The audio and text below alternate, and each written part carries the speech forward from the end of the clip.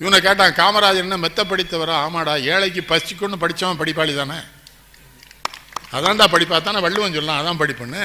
அந்த அறிவு அவர்கிட்ட இருந்தது. தென்காசிக்கு வந்திருக்காரு அந்த தொடக்கப்பள்ளி ஆசிரியர்கள் கூட்டணி. அதில் சொல்லார் ஆசிரியர்கள் பார்த்து, ஐயா இந்த ஏழை பிள்ளைகளெல்லாம் உங்கள்கிட்ட படிக்க சொல்லி நம்பி அனுப்புகிறேன்டா, பிள்ளைகளை ஏமாத்துறீங்கடா, கண்ணு ஏமாத்துறாங்கடா, படிப்பு சொல்லி கொடுங்கடா, படித்தா அவன் பிழைப்பான் அவன் பார்த்துக்கிறான். எத்தனை ஜாதியா? என் பையன் பெரிய சுகான்னு இப்போ கமல் கூட இருக்கான், அவன் எஸ்எல்சி படிக்கணும், அவனுக்கு ஜாதிகள் எழுதி பாப்பா கொலை தாழ்ச்சி உயிர் சொல்ல பாவா நீதி உயர்ந்த கேள்வி அன்பு நிறைய உடையவர்கள் வேள்வோர் சாதி இரண்டொழி வேலையெல்லாம் அவனுக்கு சொல்லி கொடுத்துருக்கேன். அவங்க ஹெட்மாஸ்டர் அவனை கூப்பிட்டு சாதி சான்றிதழ் வாங்கிட்டு வாண்டிருக்காரு. மதியம் சாப்பிட வந்தப்ப என்னை பார்த்து ஒரு மாதிரி சிரிச்சுக்கிட்டே சாப்பிட்றான். எனக்கு புரியல. என் மனைவிட்ட கேட்டேன், ஏன் பெரியவன் சிரிக்கான்? இல்லைங்க சாதிலாம் இல்லைன்னு இல்லை, பள்ளிக்கூடத்தில் சட்டியாடு கேட்கானா, அதான் சிரிச்சான்னா. அப்புறம் அவங்க ஹெட்மாஸ்டர் கூப்பிட்டு சொன்னேன், இந்தியன்னு படித்தது எல்லாம் முடியாது, சட்டியாடு வேணுங்கார். அப்புறம் தாசில்தார் என் தம்பி அவனை கூப்பிட்டு சொன்னேன், எனக்கு ஒரு சாதி சான்றிதழ் கூட என்ன, நான் பேக்வேர்டே போட்டு கொடுக்கேங்க, நான் சைவ வேளாளர் பார்வேர்டு, பேக்வேர்டு எப்படா போட துளு வேளாளர்னு போட்டு கொடுத்துருவேன். அப்போ இதுக்கு மேலே எதாக இருக்கான்னு, இசை வெள்ளாளர்னா மோஸ்ட் பேக்வேர்டுனா அது போட்டால் எங்கள் ஊரில் கேவலமாக பேசுவோம், அது வேறு பாயிண்ட் ஆகிடும், திருநெல்வேலியில் நேரம் காதி துப்பிடுவோன்னு வேண்டாம். அப்போ தான் தெரிஞ்சுக்கிட்டேன்யா, இல்லை இப்படி எது வேணாலும் போடலையே, இதில் என்னல வித்தியாசம்னா 500 தான் வித்தியாசம். ஐயோ அந்த தாசில்தார் படித்தவன் எம்ஏ படிச்சிருக்கான். ஐயா நான் என்ன சொல்கிறேன், இந்த அமைப்பில் எவனுக்கெல்லாம் கிடைக்கல அவனுக்கெல்லாம் இடம் ஒதுக்கினா அந்த இடத்தையும் திருடுறதுக்கு படித்தவன் வேலை பண்ணால், படித்தவன் சூதும் பாவமும் பண்ணால் போவான் ஐயோன்னு போவான். நான் பாரு படித்தவன் தானே அது பண்ணுதான். பெண்கள்கிட்ட சொல்கிறேம்மா, உங்கள் வீட்டுக்காரன்லாம் அரசு உத்தியோகத்தில் இருந்தான்னா சம்பளத்தோட அதிகமாக 1 ரூபா கொண்டு வந்தானா வீட்டுக்குள்ளே ஏற்றாதீங்க. அவன் எவன் குடும்பத்தையோ கொண்டு தான் உன் குடும்பத்துக்கு கொண்டு வரான், உன் பிள்ளைகளுக்கு நோய் வந்துடும், உன் குடும்பம் அழிஞ்சிடும். அவன் கூட வாழ வேண்டாங்க. எதுக்கு வாழணும் அவன் கூட? நான் எதுக்கு ஒரு 5000 ரூபா கொடுத்தா வாங்கிட்டு வந்துட்டான், நாளைக்கு நீ நல்லா இருக்கணும்னு ஒரு பேச்சுன்னா 1,00,000 ரூபா வாங்கிட்டு ஒன்றை கொண்டு விட்டுருவானே. அந்த நாயெல்லாம் நாட்டில் வாழ விடலாமா ஐயா? எங்கள் ஊரில் சொல்லி ஒரு பிள்ளை அப்படியே பண்ணிப்படுது. அவன் 5000 ரூபா வாங்கிட்டு வந்துங்க ஏதுன்னு கேட்டிருக்கேன்னு வெளியே போடான்ட்டுது. அந்த நாய் போய் பாய்ச்சல் அடிச்சு செத்து போயிட்டான். நான் நம்ம தப்பு பண்ணிட்டோம்னு அந்த பிள்ளைகிட்ட கேட்க போகிறேன், சொல்லு மாமா நான் உன் மருமகன்னு பெருமையாக இருக்கேன், அதை கெடுத்துறாதுன்ட்டுது. சாகட்டு மாமாவே. கல்பனா தந்து சிட்டகாங்க ஆயுத கொள்ளையில் அவளை தேடுறாங்க. ஒரு இரவு முழுதும் ஒரு குளத்துக்குள்ள தாமரை தண்ணிலே சுவாசிச்சிருக்கா அந்த பிள்ளை. விடிய காலம் தப்பி பக்கத்தில் ஒரு அரிஜன் குடிச்சக்குள்ளே போயிருக்கா. அந்த அரிஜன் பிள்ளைக்கு இவ யாருங்கிற அரசியல் அறிவுலாம் கிடையாது, யாரோ நமக்கு பாடுபடுறவங்கன்னு மேலே இருக்க பரனில் ஒளிஞ்சுக்கிட சொல்லிட்டா. வெள்ளைக்காரங்க இந்த துப்பாக்கியோட வரான், துப்பாக்கியில் முன்னால் ஒரு கன் இருக்கும், அதோட வர்றான். தொட்டில் கிடக்கிற குழந்தை நெஞ்சில் வச்சுட்டு கேட்குறான், அவள் எங்கே இருக்கான்னு இந்த பிள்ளை சொல்லலை. குத்தி தூக்கிட்டான் பிள்ளை, அந்த பிள்ளை சொல்லலை. அந்த பிள்ளை சொல்லியிருக்கா. அப்புறம் யாரோ கேட்டதுக்கு, குழந்தை இன்னொன்று பெற்றுக்கலாம்யா, அவங்கள மாதிரி ஒரு பெரிய ஆளை என்னால் வளர்த்து தர முடியுமான்னு. அந்த அரிஜன் பண்ண நமக்கு தெரியுமா? நமக்கு வரலாற்றில் பல பேர் நமக்கு தெரியல. கோயம்புத்தூரில் ஒரு தோழர் ஒரு கொலை பண்ணிட்டாருன்னு வெள்ளைக்காரன் பிடிச்சி உள்ளே வச்சுருக்கான். அந்த நேரத்தில் ஒரு பெண் திருமணமான பெண் நீதிமன்றத்தில் சாட்சி சொல்கிறா, இல்லை அன்றைக்கு இரவு அவரை நான் ஒன்றா படுத்திருந்தோம், அவர் வெளியே வரலன்னு சொல்லி அவரை காப்பாற்றிட்டா. அப்போ அவர் குடும்பம்லாம் அவளை கேட்கு, ஏமா உனக்கு மானம் போயில்லையா? இல்லை தேசத்தின் மானத்தை காப்பாற்றி இருக்கிறேன், அதில் என் மானம் போகட்டும். இதெல்லாம் சொல்லலையா, பொய்யா சொல்லிட்டானுல. விடுதலை போராட்ட விளையாட்டா? மகாத்மா காந்தி விளையாட்டானாளா? 32 நாள் உண்ணாவிரதம் இருந்திருக்காரு. உண்ணாவிரதத்துக்கு எதிராக உண்ணவிரதம்னு அசிங்கத்தையே அந்த பயில அறிமுகப்படுத்தினான் தமிழ்நாட்டில். அது காந்தி அவமானப்படுத்தினா உண்ணா நோன்பு இல்லை. 32 நாள் ஒழுங்கா இனிமா கொடுத்து வயிறை சுத்தப்படுத்தி படுத்திருப்பார். பாகிஸ்தான் பிரிவினின் போது கான் அப்துல் கபார் கானும் அபுல் கலாம் ஆசாத்தும் போய் கேட்கிறார்கள். ஒரு ஏழை ரொட்டி துண்டை கொடுத்து ஒரு சாப்பிட சொல்றான். அப்போ காந்தி கேட்கிறாரு, நீ சாப்பிட்டியாங்கிறாரு. நானும் என் பிள்ளைகளும் எதிர்காலத்தில் நிம்மதியாக சாப்பிட வேண்டும் என்றால் கிழவா நீ உயிரோடு இருக்க வேண்டும். அவன் இவரை நீ இல்லைன்னா நாங்கள் சாப்பிட முடியாது. அப்படி தலைவனுகள் எல்லாம் சுட்டவனுக்கு கோயில் கட்டுவோம் தானே, சுட்டவன் பெரிய ஆளுங்கானே. ஒன்று சொன்னையா அவங்கள்ட்ட எல்லாம் பாம்பளை பிள்ளை சின்ன பிள்ளைகளுக்கு சொல்லப்பா, நல்ல அருமையான டீம் நீங்கள் நிற்கிறீங்க, இந்த ஜாதி அளவை விட்டுருங்க. ஒரு பெரிய ஜாதி இன்னும் மீண்டும் ஆட்சியை கையில் பிடிக்கணும், பெரிய ஜாதி இவ்வளோ சேட்டை பண்ணுறான், அவ்வளோதான் சொல்ல முடியும். ரொம்ப பச்சா சொல்லி கெட்ட பேர் வந்துட்டே இருக்கு ஒவ்வொரு பக்கமும். நெல்லுக்கிணமான அப்படி தான் பேசி தொலைதாருங்க. நான் என்ன பண்ண முடியும்? வாத்தியார் 1ஆம் கிளாஸ் உண்மை பேசுன்னு சொல்லி கொடுத்துட்டான். நான் பேசினா ஏன் பேசுகிறாங்க? எவ்வளோ பெரிய அப்போ பள்ளிக்கூடத்துக்கு எங்கள் ஹெட்மாஸ்டர்கிட்ட கேட்டார், இந்த உண்மை பேசாம தான் மந்திரியா இருப்பேன். அப்ப அவர் என்ன சொல்றாரு, பொய் சொன்னவன் தான் மந்திரியா இருக்கான்னு அவருக்கு தெரியுது. ஹெட் மாஸ்டருக்கு நம்ம என்ன பண்ண? இளைஞர்களுக்கு இன்னும் சொன்னேன், புத்தக திருவிழா இல்லை, புத்தக திருவிழா என்பதே அசிங்கம். அடுத்த தடவை நான் சொல்றேங்க, இது திருவிழான்னா நம்ம கோயில் திருவிழா மாதிரியா? தேர் எடுக்கிறதுக்குள்ள 12 சாதியை வெட்டிக்கிட்டு செத்து போறானே, சாமி முன்னாலே வெட்டிக்கிட்டு சாதான், சாமி கேட்க மாட்டேக்காரு. நம்ம சாமி பூரா கையில் அறுவாள் வேல்கம்லாம் எதுக்கு வச்சுக்கிட்டு தெரியுமா? இதெல்லாம் ஏன்ட்ட இருக்கட்டா மக்களே, உங்க கையில் இது வேண்டாண்டா, நான் பத்திரமா வச்சுக்கிறேன்னு வச்சிருக்கு. இவனை எடுத்துட்டு வெட்டுறானே.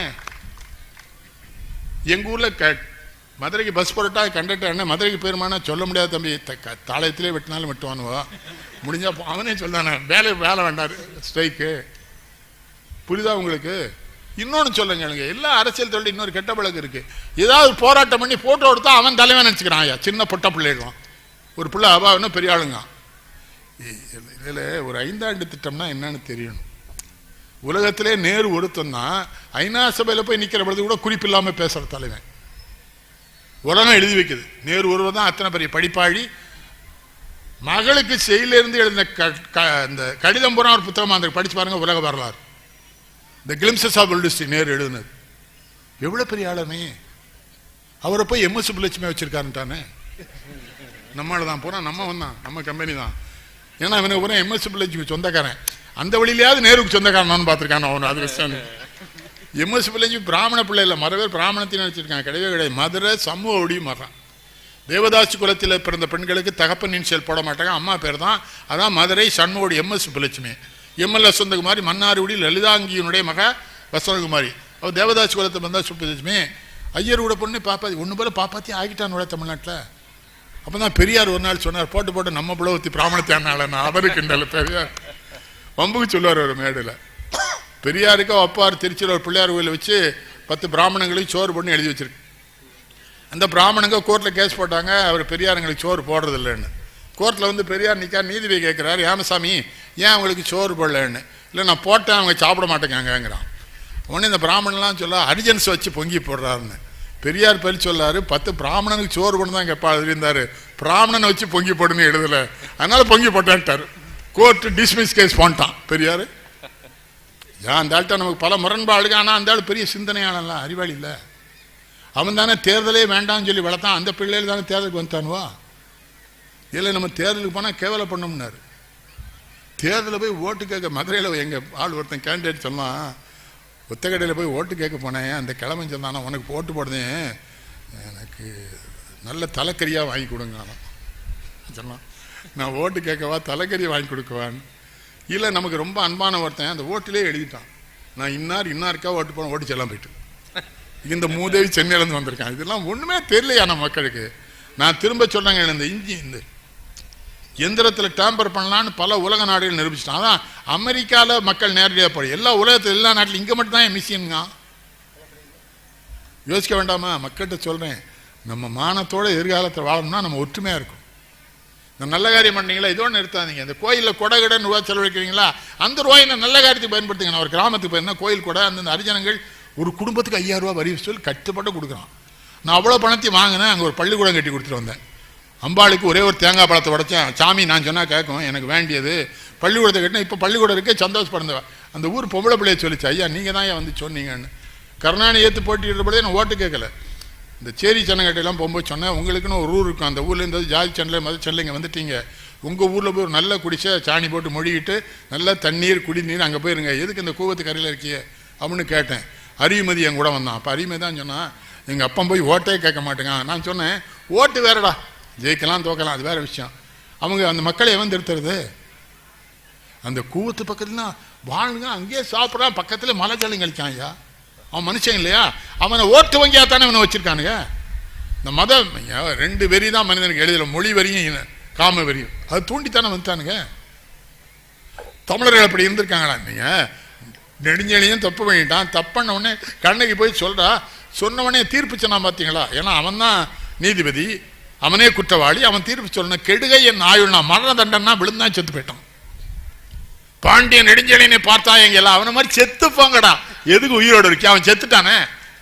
எத்தனை குற்றச்சாட்டு சொன்னா சாமாட்டுக்கானோட பாய்ச்சன் கொடுத்தாலும் தப்பிச்சிருவான். ஏன்னா பாய்ச்சன்லேயே கலப்படம் இருக்கலாம், என்ன பண்ண இவன் அதுவும் செத்துட்டான்ல என் நெடுஞ்செழியன். தமிழுக்காக என்ன பண்ணா குமணன்? தலையை கொடுத்தான்ல தம்பிகிட்ட. நந்திவர்மன் தன்னையே சும்மா வசனம் பேசக்கூடாது. குழந்தைகள்கிட்ட சொன்னேன், பெண்கள்கிட்ட ரொம்ப வேண்டுகோள்மா, புருஷனை பேணி தொலைங்க, வேறு வழி கிடையாதுமா. அந்த பேணைத்தான் செய்யணும். சாப்பிட்டானா இல்லையான்னு பாருங்கள், தூங்கினானே இல்லையான்னு பாருங்கள். அடிக்கணும் போல் சொன்னால் வீட்டுக்குள்ளே வச்சு நச்சிருங்க. வேண்டிய சொல்லவே சொல்லாதீங்க. யார்ட்டையும் சொல்ல மாட்டான், அவனும் சொல்ல மாட்டாமா. உண்மையாக சொல்லேன், நீ வச்சு சாத்திடணும். அப்போ தான் அவனுக்கு தெரியும், ஓ இவ்வளோ அடிப்பா போல இருக்குது.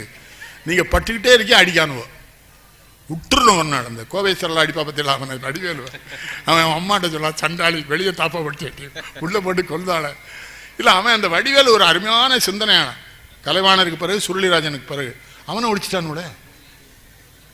அவன் ஒரு செய்தி சிந்திக்க வைப்பான். மதுரையில் பண்ணாங்க தம்பி, நம்ம மதுரையில் இந்த தெல்ல தூக்கி போட்டு மிதிப்பானுங்க, அடுத்த தெல்ல போய் அப்படிமா. அதை தான் அவன் படத்தில் காமிப்பான். அடிச்சலாம், அது போன மாதம்லாமா தெரியுமா, அது மதுரை. அவன் என்கிட்ட ரொம்ப பிரியமாக இருப்பான். கூப்பிடும், அப்பா அம்மா என்னன்னு. நீ மேடையில் சொன்னதெல்லாம் சின்ன பிள்ளைலேருந்து கேட்டு கேட்டு தானே நான் படத்தில் வைக்காமா. ரொம்ப நல்ல பிள்ளை. அதில் என்ன சிறப்புனா, மதுரை சென்னையில் அவனுக்கு வீடு இல்லாத தெருவே கிடையாது. ஆனால் ஒரு ஏழை பிள்ளைய தான் மகனுக்கு பொண்ணாக எடுத்தான். ஒரு ஏழை மணமகனை தான் பொண்ணு. என்ன சொல்லிட்டான், நான் ஏழையாக இருந்து சம்பாதிச்சேன், என் பிள்ளைகள் ஏழையோடு வாழ்ந்து பழகட்டுமே. இல்லை அம்பானிக்கு நான் என்ன கேட்க, அந்த நாடு ஊர் விளங்குமாயா. ஒரு ஒத்த கதர் வேட்டி கட்டு அந்த கிழவன் கிடந்தான் தேசத்தந்தை. இங்கே பாருங்கள், அம்பானி வீட்டுக்கு பிரான்ஸ்லேருந்து உணவு வருது. உண்டா இல்லையா? நான் இங்கேயே கொங்கு மண்டலத்திலே திட்டுவேன் கவுண்டர்களை. கல்யாணம்னா பெரிய கூத்தாக இருக்குங்க. வந்தவன் யாரையும் வந்தான்னா பார்க்க மாட்டாங்க. புருஷன் பொண்டாட்டி ஒன்று போல் நின்றுட்டு, வந்த நாய் தானாக வரணும், தானாக திங்கணும், தானாக போகணும். இது என்ன பண்பு இது? எங்கள் ஊரில் ஒவ்வொருத்தரையும் பார்த்து வணக்கம் சொல்லி சாப்பிட கூட்டா தான் கும்பிடுவான். சாப்பிடுவான், எல்லாம் வந்து சோத்துக்கெல்லாம் எல்லாம் வந்திருக்கேன்ருவான். இங்கே க்யூவில் நின்று சாப்பிடுவாங்களே கவுண்டங்க போனால்.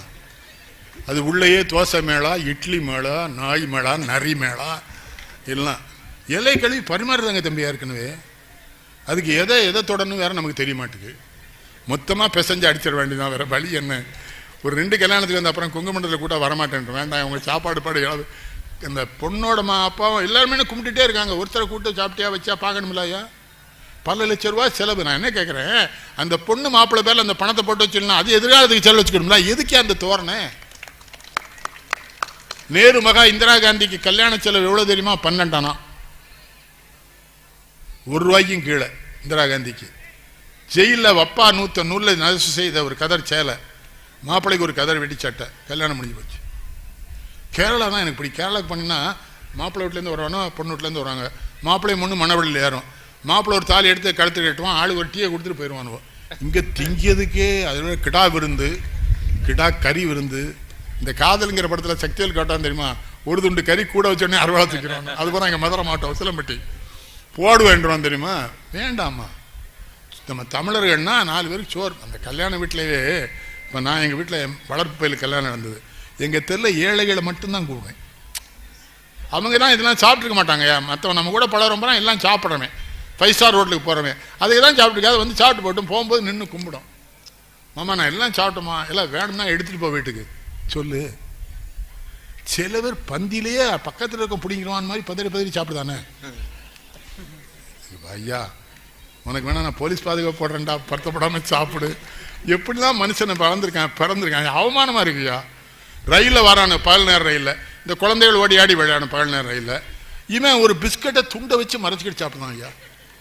இந்த பிள்ளைகளும் கரெக்டாக அவன்கிட்ட போய் பிஸ்கட் கேட்கு. அதுகளுக்கும் தெரியுது இவனை காட்டி கொடுக்கணும். கடவுள் அனுப்பிச்சிருக்கான் குழந்தைய. நான் ஒருத்தனை எந்திரிச்சு அடிச்சிட்டேன் செவிட்டில். இந்த பிஸ்கட் பாக்கெட் என்ன விலை? 15 ரூபா. இந்தால வச்சுக்கோ, முட்டா போயிடு. அது 3 வயசு பிள்ளை கேட்க கொடுக்காம நீலாம் உனக்கு குரங்கு தான் பிறக்கணும்னு சாபம் விட்டான். வேற என்ன பண்ண முடியும் அவனை? பிள்ளையாது. நான் ஒரு தடவை அந்தமான் தீவிலேருந்து விமானத்தில் போய் என் பக்கத்தில் ஒரு பெண்ணு, அவள் குழந்தைய எடுத்துகிட்டு வரா. மதியம் சாப்பாடு வைக்கிறான். அந்த குழந்தைய சாப்பாடில் கைவிட்டு அலம்பிச்சு தொடாதேன்னுது அந்த அம்மா. இல்லைங்க வா, எனக்கும் பேரம்பேத்தி இருக்குது. சின்ன குழந்தைன்னா அதுக்கு தெரியாது ஒன்று தொட்டு விழா. நீங்கள் சாப்பிட்றது இன்னும் 2 மணி நேரத்தில் மெட்ராஸ் போயெல்லாம் சாப்பிட்டுக்கணும். ஒரு நேரம் சாப்பிடலன்னா செத்து போகிற மாதிரி உன்னை உடம்பு இல்லை, கவலைப்படாது விடு, குழந்தை விளையாட்டும்னு. ஐயோ, குழந்தைய நல்ல பிசைஞ்சு உருட்டி சாப்பிடுங்கால. 2 வயசு பிள்ளைக்கு எப்படியே தெரியும்? 2 வயசுலேயே ஒரு பிள்ளை நல்ல பிசைஞ்சு உருட்டி சாப்பிட்டா அது அரக்கனுக்கு பிறந்ததா தானே இருக்கணும். என்னம்மா 2 வயசுல நல்லா பிசைஞ்சு உருட்டி அங்கங்கே பார்த்துட்டு போட்டுனா அது ஒன்றும் அரக்கனுக்கு பிறந்திருக்கு. 2 வயசுலனா சேதரணும், வைக்கணும், கொஞ்சம் வாயில் கொஞ்சம் கீழே, அதான குழந்தை. பெண்கிட்ட எல்லாம் சொல்லமா குழந்தைகளை படுத்தாது.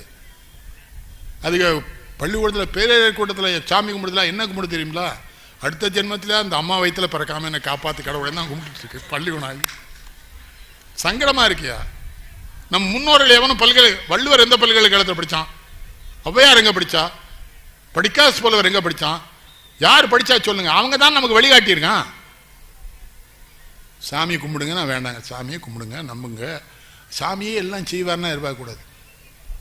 எங்கள் ஊரில் போய் வெளிநாட்டில் இருக்கான், வந்து குழந்தை வேணும்னு அம்பாள்கிட்ட வேண்டான். அவர் சாமி கொண்டாடி சொல்கிறாரு, கடவுள் உதவி தான் பண்ண முடியும்னு மட்டும் சொல்கிறாரு. அதுக்கு மேலே அவர் சொல்ல மாட்டேக்காரு. அம்பாள் உதவி தான் பண்ணுவா. அந்த நல்ல நல்ல சாமியோட ஒரு இங்கிலீஷில் சொல்லாமல் வந்தார். அம்பாள் மே ஹெல்ப் யூன்னு சொல்லி ஆடினாருன்னா என்ன பண்ணுவேன், நான் கொண்டுருவேன். அப்புறம் இந்த போயிட்டான். இவர் கிடைச்சி வந்தால் பிள்ளை பிறந்தா எஸ்ஐக்கின்னு பேர் விடுன்ட்டார். அடுத்த வருஷம் வந்தால் பிள்ளை பிறக்கலை. என்ன பண்ணா, இவன் அவளை விட்டுட்டு அங்கே வெளிநாட்டு போயிட்டு அதுக்கு பிள்ளை பிறந்தா கொலைபலியில் ஐயா வந்துடும். முட்டா போயில சாமி எதுக்கெல்லாம் பயன்படுத்தான்? சாமி ஆடுதணுன்னு விவரமாக தான் இருக்காங்க. எனக்கு புரியல. நான் கடவுளை நம்புறேன், கடவுளை கும்பிட்றேன், அதெல்லாம் வேற விஷயம். நான் கடவுளை கும்பிடும்போது என்ன நினைக்கிறேன் தெரியுமா? எனக்கு கொடுத்ததை காப்பாற்றா, என் மரணத்தை அமைதியாக்கு. படுத்துறவே கூடாது கடவுள்கிட்ட மட்டும். கடவுள்கிட்ட பண்ண என்ன கேளுங்க, படுக்காமல் என்ன கொன்று. படுத்துட்டேன்னா பொண்டாட்டி யாரும் தெரிஞ்சிடும், பிள்ளை யாரும் தெரிஞ்சிடும், மருமன் யாரும் தெரியும், மருமன் யாரும் தெரிஞ்சு, நண்பன் யாரு, நண்பன் எல்லாம் வேற. பொண்டாட்ட பக்கத்துல கேட்பா, எப்படி மாமா எப்படி இருக்காங்க, அது போகிற மாதிரி தெரியலம்பா. அவன் படுத்து கிடக்கான்ல, நாய்க்கு காதுலையும் விடாது, காதை விழுந்தாலும் ஒன்றும் செய்ய முடியாது. பாசம், இந்த பாசம் அதெல்லாம் சொல்லாதீங்க, எல்லாமே மோசம் வேஷம். அதான் மனித வாழ்க்கை. பட்டது எந்நேரமும் சிவனை ஏற்றுங்கள் போற்றுங்கள். அது சொல். மாணிக்கவாசி சொல்றாரு, வேண்டத்தக்க தருவனி வேண்டமனு தருவனி வேண்டுமயன்மால் கருவனி வேண்டியமை. மாணிக்கவாசி சொல்றாரு, ஐயா எனக்கு வேண்டியப்ப நான் தந்துட்ட கடவுளே, நான் இனிமேல் புதுசாக எதுவும் கேட்க வரமாட்டேன், என்ன அடிமையாக வச்சுக்கோங்க. கோயிலில் போய் சாமிகிட்ட சொல்றானே, எங்கள் பெரியப்பாவை எப்படியா கொண்டுருங்கானே. பிள்ளையார் அந்த வேலையா பார்க்க முடியும்? அவரே தொந்தி வச்சுட்டு எந்திரிக்க முடியாமல் உட்காந்துருக்காரு. அவர் கூட எங்கள் பெரியப்பா கொண்டா தான் அந்த 500 ஏக்கர் எனக்கு கிடைக்குமா. அவர் சொன்னார், நீயே கொலை பண்ணி ஜெயிலுக்கு போயிரு, என்ன துன்பப்படுத்தாடாங்க. இன்னொன்று, அந்த பிள்ளையார் நம்ம கடவுளே இல்லையா. 2ஆம் புலிகேசி யுத்தத்துக்கு போன இடத்துல வித்யாசுமார் சாமியை பார்த்து தூக்கிட்டு வந்தான். அப்போ வந்தது அவன் தூக்கிட்டு கொண்டு வச்சான்னா, இப்போ ஒரு ஐதீகம் தமிழ்நாட்டில் வச்சுக்கான், திருடி கொண்டு தான் பிள்ளையாரை வைக்கணும்னு. இங்கே குறிச்சியில் ஒரு பிள்ளையார் காண போய்ட்டு போலீஸ் காணப்படம் கொடுத்தா விசாரிச்சா அடுத்து கேரளாலேருந்து வந்திருக்காரு. கேரளாவில் திருடி செங்கோட்டைக்கு வந்திருக்கு. செங்கோட்டையிலேருந்து தெங்காச்சிக்கு வந்து, தெங்காச்சி வந்து power சந்தன்னு hour travel nearly 250 kilometres. யார் பிள்ளையார்? பிள்ளையாருக்காது இறங்கி சைக்கிள் விட்டு இறங்கி கும்பிடுதானு ஐயா. சைக்கிளை போகும்போது அவர் நான் இங்கிலீஷ் கடவுளால் நான் முட்டா போயிலும் புரியல எனக்கு. கோயிலில் போனால் வலப்பறந்து இப்படி தான் சுற்றணும். எத்தனை பேருக்கு தெரியுது? கோயிலில் கொடிமரத்துக்கு முன்னால் 3 தடவை விழுந்து இறங்கினா உடற்பயிற்சி. இஸ்லாமியருடைய தொழுகை வந்து அவங்களுக்கு உடற்பயிற்சி. பாரத இப்போ அரபு நாட்டில் ஒரு தப்பு பண்ண மாட்டேக்கானையா. ஒரு மோதிரத்தை போட்டு வந்து அந்த இடத்துல தான் அது கிடக்குமையா. 6 மணி நேரம் கழிச்சு போவாங்க. அந்த நாட்டில் கிடக்கு, இங்கே கிடக்க மாட்டேங்க. எப்படி நம்ம கையில் போட்டுருக்கும் போதே கடத்திருந்தானே. கீழே போடுதை விடுங்க, கையில் இல்லை மாத்தன்மா இல்லை. ஒழுக்கம் விழுப்பம் தரலான்னு ஒழுக்கம் உயிர். வள்ளுவர் சொல்லாரு, ஒழுக்கம்னா என்ன? உயிரை விட அதாண்ட மேலங்காரு. ஒழுக்கமா உயிரானா உயிரை விட்டுரு.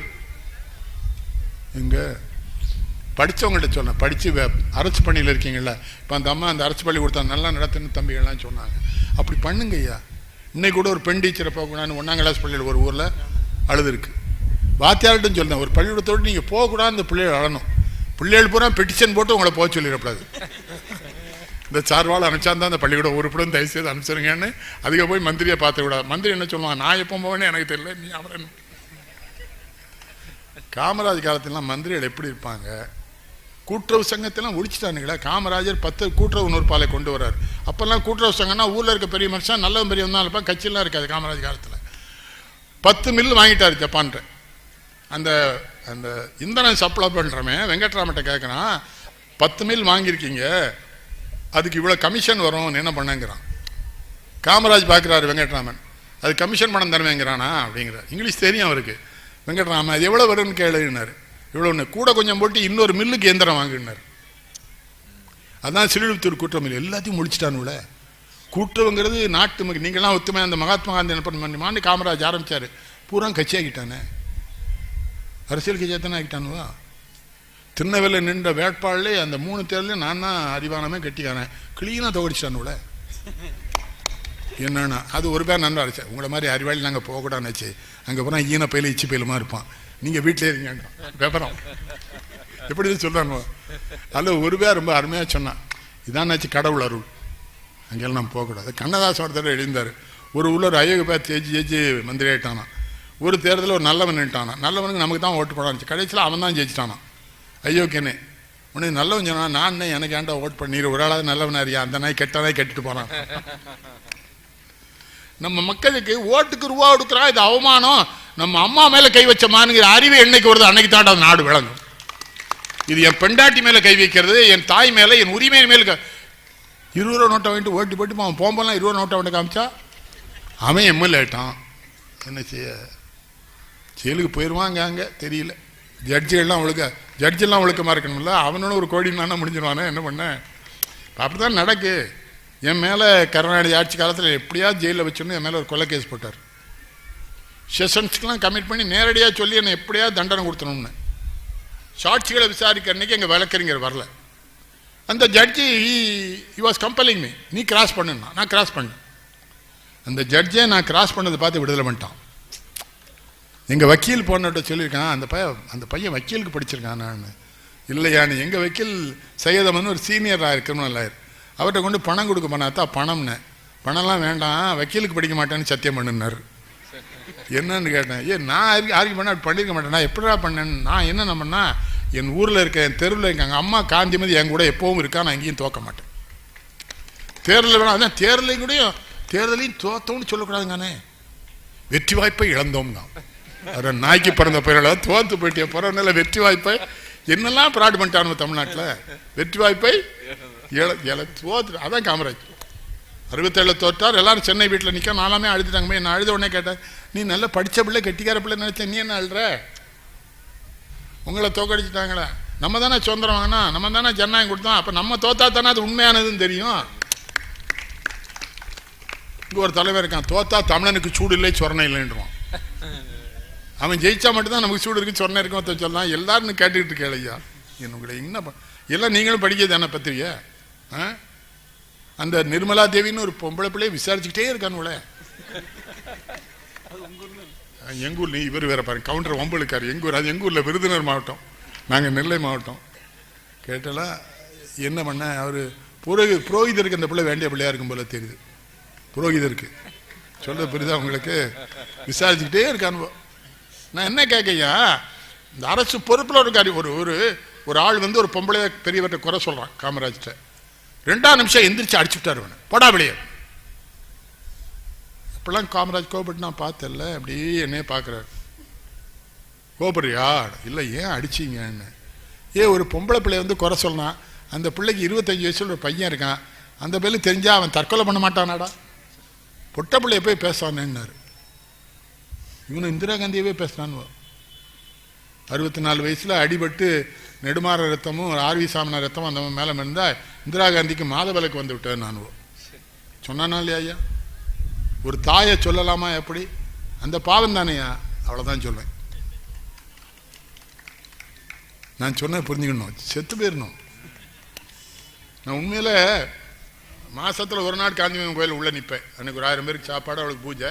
அவர்கிட்ட என்ன கேட்பேன் தெரியுமா? என்னை அமைதியாக தூக்கிடு. டாக்டரை வட்டி மாட்டி சில பேர் 30 குழாய் சொருகி இருக்கு, அப்புறம் டாக்டரை கூட்டி இன்னொரு குழாய் சொருக முடியுமான்னு கேட்கானே. மூதேவி இவ்வளோதான் சொருகியாச்சா, போக வேண்டியானே, இன்னும் என்ன குழாயை சொருகிறது, என்னெல்லாம் சரி மருந்து ஊற்றிட்டே இருக்கானுல. அந்த அம்மா ஒரு ராணி மாதிரி இருந்தது, கொண்டு படுக்கப்பட்டானுல. 6 தடவை அந்த அம்மா அவளாக கூட்டு நான் போயிருக்கேன். ஒவ்வொரு தடவையும் அவர்கிட்ட சொல்லி வரேன், be careful about these fellows. உங்களை சுற்றி ஒரு ஆபத்தான கூட்டம் இருக்கிறது, எச்சரிக்கையாருங்கள் சொல்லும் போதெல்லாம் டிஜிபி என்கிட்ட சண்டை பட்டார். ஏன் போய் சிஎம்கிட்ட அதை சொல்றீங்க? அவர் she thinks that I am her best friend. நான் ஒரு நல்ல நண்பன்னா சொல்லணும்ல. ஒரு நல்ல நண்பனுக்கு அடையாளம் நமக்கு ரொம்ப வேண்டியவங்க, நம்ம பெரிய இடத்துல இருந்தாலும் தப்பு பண்ணால் சொல்லணும் தான் தமிழ் சொல்லுது. உழைச்சி வாழுங்க ஐயா. இன்னொன்னு சொல்லிடுங்க கேளுங்க, என்ன தொழிலும் கேவலன்னு நினைக்காது. இந்த இஸ்லாமிய நண்பர்களை பார்ப்பேன், பம்பாயில் பார்த்தா பஞ்சு மிட்டாய் வித்துட்ருப்பான், இல்லை சாவி கொத்து வித்துட்ருப்பான். ஏதோ ஒரு தொழில், என்ன கவலை? அதில் உழைங்க, வைக்கப்படாங்க. ரொம்ப சிறந்த தொழில் எது தெரியுமா? விவசாயம் தான், உழவன் தான். உழவை இல்லைன்னா ஒரு நாயும் கிடையாதுயா. குடியரசுத் தலைவர் செத்து போயிடுவான், பிரதம மந்திரி செத்து போயிடுவான். உழமை இல்லைன்னு உழவினார் கைமடங்கி நிலை விளைவதும் விட்டே வள்ளுவர் சொல்றாரு. உழவை மட்டும் கையை மடக்கி தலைக்கு வச்சு படுத்தான்னு வச்சுக்க, உலகம் அழிஞ்சிருண்டாங்க. சாமியார் இருக்கால எல்லாம் திறந்த சாமியாருங்க எல்லாம், அவரு இவருங்கலாம் அவள் இவாள்னு எல்லாம் செத்து போய் சாமியார்லாம். சிவபெருமான் அவங்கள சிவபெருமான் முதல்ல கணக்கு வச்சு அவங்கள தான் கொள்வார். அவர் இவனை தான் நம்மளை வச்சு பிஸ்னஸ் பண்ணதான். உங்கள் மாவட்டம் தான் அது வேதாத்திரி மரிசை பார்க்க மகாலிங்க கவுண்டனை கூட்டு போனார். அப்போ இன்னொரு ஆள் சொன்னால் இவரையே அங்கே கூட்டு வரீங்க, இவர் எதாவது கேட்பாருனாங்க. என்ன ஏன் இயல்பது. நான் போனோடனே கேட்டேன், சாமி ஏன் 2ஆம் கல்யாணம் பண்ணியேன்னு. பிள்ளை இல்லைன்னாரு. இத்தனை பக்தர்கள் உங்களை நம்பி கும்பிட்றாங்களாம், அவெல்லாம் உங்கள் பிள்ளை இல்லையான்னு கேட்டேன். நான் கேட்ட தப்பாயா? அப்புறம் இந்த அந்த இவர் இன்னொருத்தர் இருக்கார், மலைமுழுங்கி மகாதேவன், மலைமுழுங்கி. ஓ நீங்கள் ஒன்று இவர் எப்படி என்ன லோக்கலில் கேஸுக்கு ஏற்பாடு பண்ணிடுவார் போல இருக்கு. மலைமுழுங்கி மகாதேவன் ஜக்கி வாசுதேவன், அவன் கன்னடத்துலேருந்து இங்கே வந்திருக்கான். கன்னட வெறியர்களேங்கிற தமிழ் இனத்தை தலைவன்லாம் போய் அவன் மடத்தை காலி பண்ணானோடாயா. அவன் கன்னடத்து நாயுடு. பொண்டாட்டிக்கு மெர்க்குரி கொடுத்து கொண்டுட்டான். அப்பா அம்மா கூட புதைச்சிட்டான். இங்கே பெரிய பணக்கார விட்டு பொம்பளை பிள்ளை எழுப்பினா உள்ள போன எல்லாத்துக்கும் மொட்டை அடிச்சு விட்டுருவான். அவன் மட்டும் இவ்வளோ தாடி இவ்வளோ மீசை, நீயே மொட்டை அடியில. இந்த பொட்டை பிள்ளைலாம் மொட்டை அடிக்கல, நீ மொட்டை அடி. மடித்தலும் நீட்டலும் வேண்டாவா உலகம் பழித்து. வள்ளுவர் சொல்றாரு, மொட்டை அடிச்சு நீ சாமின்னு காட்ட வேண்டாம், தாடி வச்சு சாமின்னு காட்ட வேண்டாம். உலகம் எதெல்லாம் அயோக்கியத்தனதோ அதெல்லாம் விட்டுடா நீ சாமியாருங்க. பூரா பணக்கார விட்டு பொம்பளை பிள்ளையா ஆம்பளை பிள்ளை மொட்டை அடிச்சு நிற்கானாங்க. நான் போய் உட்கார்ந்தோடனே அந்த ஒரு சிம்மாசனத்தை உட்கார்ந்தோம்னா காலில் பெரிய தங்க கடகம் போட்டோம்னா நான் சொன்னேன், I cannot accept you saint. If you are saint you must be here, I must be there. ஒரு துறவி கிழக்கணும் என்ன தெரியுமா, எல்லாரையும் அவன் விழுந்து கும்பிடணும், அவன் தான் சாமியார். எனக்கு ஒரு ஆசை, நல்ல போலீஸ் டீமை கொண்டு போய் சாமியாரில் போனால் ஒரு தனி ரூமில் வச்சுக்கிட்டு ஒன்றுமே சொல்லப்படாது, போலீஸ் பாதுகாப்பு மட்டும் இருக்கணும். உள்ளே பதறுவானுவா, என்னென்னு தெரியல. ஒன்றும் இல்லை, டெல்லியிலேருந்து உத்தரவு வரட்டும் சொல்லிட்டே இருங்க. மறுநாள் திறந்தால் 3 சாமியார் செத்து கிடப்பான். இது பயத்தில் கொண்டு வாங்கி ப்ராடியா, அப்படிலாம் இருக்க முடியாதியா. மனித உடம்புக்கான எல்லா அவயவங்களும் வேலை செய்யும். நான் அவங்களையும் குறை சொல்ல. நீ மனுஷனாக இருக்குமா, நீ மனுஷனாக இருந்துட்டு போ. ஒரு பொண்டாட்டியை கல்யாணம் பண்ணிச்சுக்கோ, கூட வச்சுக்கோ, யார் வேண்டான்னா என்ன. ஊரா பொண்டாட்டியை பூரா கூட்டு பாருந்தானே சொல்கிறோம் நாங்கள். உனக்குன்னு ஒன்று வச்சுக்கோ, ஒன்று இப்போ நாங்கள் வேணால் அவளையும் விழுந்து கும்பிடுவோம், அவளுக்கும் முட்டையடி, நாங்கள் என்ன வேண்டாங்கம்மா சரி. என்ன அயோக்கியத்தனையா. நீங்கள் இவ்வளோ படித்தவங்க, நீங்கள் உழைச்சி முன்னேறுகிற மாவட்டம் கொங்கு மண்டலம் தான். கோயம்புத்தூர் இவ்வளோ பெரிய பணக்கம், அவ்வளோ பேர் அவன் காலில் போய் விழுதாங்க ஐயா. அது இந்த பொம்பளையை பூரா அங்கே இந்த கச்சேரி நடக்கு, அது நடக்குங்க. ஐயோ நீ 50 நேரம் கொடுத்தா அவன் வீட்டில் வந்து பாடுவான். அவன் இந்த மலையில் உட்காந்துக்கிட்டு கோயம்புத்தூர் மாநகராட்சி அவனுக்கு அனுமதியே கொடுக்கல. அந்த இடத்துல பிரதம மந்திரி வந்து பூஜை பண்ணால் விளங்குமா நாடு. நேரு பிரதமர் சிதம்பரம் கோயில்கிட்ட வராரு. சிதம்பரம் கோயில் டீச்சர் நேரு உள்ளே கூப்பிட்றாங்க. நேரு காமராஜ் கேட்காரு, உள்ளே போனால் எவ்வளோ நேரம் ஆகும் காமராஜன்னு. நீ போவியான்னு கேரு. காமராஜ் சொல்லலாம், நான் கோயிலுக்கெல்லாம் போகிறது இல்லையா அப்படின்னோடனே நேரு சொல்லார், எவ்வளோ நேரம் ஆகுங்கிறான். 4 மணி நேரம். 4 மணி நேரம்லாம் நான் செலவிடுமே, நாட்டு மக்களுக்கு செலவழிக்க கேட்ட நேரம் இல்லை, கோயிலுக்கு வரமாட்டேன்னு போயிட்டான். என்னையா பூநூலுங்கானுவா அதுங்கானுவா. இந்த கமலஹாசன் பூநூல் சொல்கிறான்னு பிராமணங்கள்லாம் கோவப்படுறாங்க. பிராமணங்க மட்டும் பூநூல் போடல, வணிக வைசிய செட்டியார்கள் போடுறாங்க, குலாளர்கள் போடுறாங்க, முத்தொழில் பார்க்குற விஸ்வகர்மாக்கள் போடுறாங்க. எத்தனை ஜாதி வடக்க சத்திரியம் போகிறான் பூநூல் போட்டிருப்பான். என்ன இவனுக்கு மட்டும் பூநூல்லாம் ஆடுறானுங்க, புரியலையா. உங்கள்கிட்டலாம் கேட்குறையா, தமிழனாக இருக்கணும்னா ஒன்று செய்யுங்க, திருவள்ளுவரை எல்லா பிள்ளைகளையும் படிக்க சொல்லுங்க. திருக்குறள் பரிசு நூலை பரிசு கொடுத்தா திருக்குறள் நூலை கொடுங்க. கேட்டாலா வாஸ்து சாஸ்திரம் கொடுத்துறாங்க. இந்த புத்த திருவிழாவில் போகிற அதான் அதிகம் விக்கி. எங்கே போனால் எங்கள் அப்பாவும் அம்மாவும் 77 வருஷத்துக்கு முன்னாடி வீடு கட்டி அதில் தான் இருக்கேன். எனக்கு வயசு, அது வீட்டு வயசு ஒன்று. அதில் இப்போ வந்து அதை அங்கே மாற்று இங்கே மாற்றுனா கொண்டுரு வேண்டாம், வெளியே போயிடும். எங்கள் அப்பனா ஆத்தாள் வாழ்ந்த வீடு, எங்கள் அண்ணன் தம்பி வாழ்ந்த வீடு ஒன்றும் இல்லை. அதிலே மாப்பிள்ளை ஒருத்தன் இவனை சொல்ல கேட்டு எல்லாத்தையும் இடிச்சுட்டா கக்கூஸ் மட்டும்தான் இருக்கு. ஏன்ட்ட கேட்டால் என்ன மாமா பண்ணு, படுத்து தூங்க, அதில் வேறு என்ன பண்ணு, முட்டா பையில உங்கள் ஒப்பம் கட்டிச்ச வச்ச வீடு ஏவலை விளத்தையும் இடிச்சு அவன் சொன்னான்னு. அப்படி சொன்னவன் அவன் அப்பம் கட்ட வீட்டில் தான் கூடியிருக்கான். நீங்கள் ஜோதிடம் வந்து கணக்கு, அந்த கணக்கு முறையாக போடப்பட்டால் சரியாகும். அந்த குழந்தையின் தலை, அந்த யோனி துவாரத்தை, பெண்ணோட யோனி துவாரத்தை தலை வெளியே வருது பார்த்தீங்களா, அந்த நேரத்தை குறித்து ஜாதகம் குடிச்சான்னா சரியாக இருக்கும். பிள்ளை பிறந்து 10 நிமிஷத்தை கழித்து அவன் நர்ஸு சொல்கிறா, அம்மா 10 நிமிஷம் கழித்து அது ஜாதகமாக யாது படிங்க. என் மேலே ரொம்ப அன்பாக அந்த அறிவுடை நம்பி தான் கூட்டான். அப்புறம் தான் ஆதி, அப்புறம் சேகர், இந்த மடோனா புருஷன் அவன் பேர் என்னப்பா, சம்பத்து. ஆனால் உங்கள் ஊரில் தான் சம்பத்துங்கிற பேர் நிறைய இருக்கு. என்ன இந்த மாவட்டத்தில் சம்பத்து, சம்பத்குமார் வடார்காட்டில் என்ன பண்ணாங்க தெரியுமா? பையங்களுக்கு போனால் சேட்டுன்னு பேர் வச்சுப்பான். என்னென்னா நம்ம தான் ஏழையாக இருக்கோம், பயலாக சேட்டாக இருக்கட்டும். சேட்டுன்னா வடமொழியில் முதலாளின்னு அர்த்தம். நம்மால் விவரம்லாம் கடையில் 100 ரூபாய்க்கு சம்பளம் வந்த பேர் சேட்டுங்க. நம்மால் இல்லை, எல்லா மொழியும் படிங்கடா. யாமறிந்த மொழிகளிலே தமிழ் மொழி போல் இனிதாவது எங்கும் காணும். நான் பாரதி அவன் எல்லா மொழிகளும் என் மொழி சிறந்த மொழின்னு பாரதி சொல்ல காரணம் அவனுக்கு 8 மொழி தெரியும். ஆங்கிலம் எழுதுவான், பேசுவான், படிப்பான். வடமொழி எழுதுவான், பேசுவான், படிப்பான். மலையாளம் எழுதுவான், பேசுவான், படிப்பான். கன்னடம் எல்லாம் எழுத தெரியும், படிக்க தெரியும். அவன் சொன்னான் நான் எனக்கு தெரிஞ்ச மொழியில தான் சிறந்துன்னு. ஒரே மொழியை வச்சுக்கிட்டு தமிழ் வாழ்க, இந்தி ஒழிகங்க. எல்லாம் உங்க அம்மா வளர்ந்து அடுத்த அம்மா சாகனா நீ நல்ல பயலால? உனக்கு ஆத்தா தமிழ், அவனுக்கு ஆத்தா ஹிந்தி. நீ அங்கே பிறந்தா ஹிந்தி தான் பேச, அவன் இங்கே பிறந்தா தமிழ் தான் பேசான். இதெல்லாம் என்ன சண்டை? ஒன்றும் இல்லை, எனக்கு காலைல சாப்பிட்டுங்க டிரைவர் கேளுங்க, பக்கத்தில் வந்து உட்காந்துருக்கான். அவனுக்கு உப்புமா வேணும். அவன் கேரளாக்காரமாக அவனுக்கு சொல்ல தெரியல. உப்புட்டுங்க நம்ம சர்வர் பழக்க பார்க்கான். நான் சொன்ன உடனே உப்புமா அவன் வந்து உப்புமா கொண்டு கொடுத்தான். அப்போ காப்பிக்கு ஏதோ சொன்னான். அப்போ நான் தான் சொன்னேன், ஆந்திராவுக்கு ரயில் ஏற்றிங்கன்னா ஆந்திராவுக்குள்ளே ரயில் போகும்போதே ஹிந்தி தெரியலன்னு நீங்கள் பேச முடியாது. ஆந்திராக்காரன் ஹிந்தி படிச்சுட்டான், கர்நாடகாரன் படிச்சுட்டான், கேரளாக்காரன் படிச்சுட்டான். இந்தியாவின் உயர பதவி உள்ள பிறகு அந்த 3 மாநிலத்துக்காரன் இருக்கான். நம்மால் இல்லை, நம்மளால் பிராமணன் மட்டும் இருக்காங்கன்னா அவன் அப்பவுமே ஹிந்தி படிச்சிட்டான். ஹிந்தி வேண்டான்னு சொன்ன தலைவன் அத்தனை பேர் குடும்பத்து பிள்ளைகள் ஹிந்தி படித்து டெல்லியில் இருக்கான்.